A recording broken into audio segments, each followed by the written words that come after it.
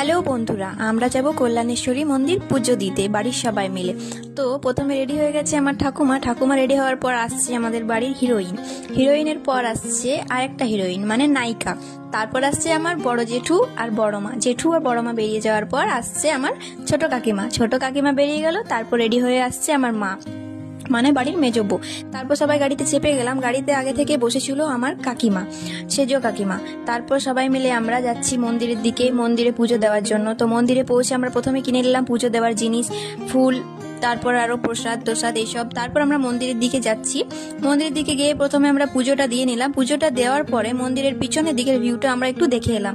তারপর সেখানে দেখার পর আমরা গেলাম একটু পার্কের দিকে। পার্কে গিয়ে সবাই মিলে ফটো তুললাম, ভিডিও করলাম। তারপর এখানে একটা মজা করে আমরা চলে গেলাম সোজা ড্যাম সাইডে গিয়ে দেখি ভিউটা খুবই সুন্দর। তারপর ওখানে ভিউ দেখতে গিয়ে ফটো তোলার সময় আমরা একটা জিনিস লক্ষ্য করলাম, সেখানে দেখলাম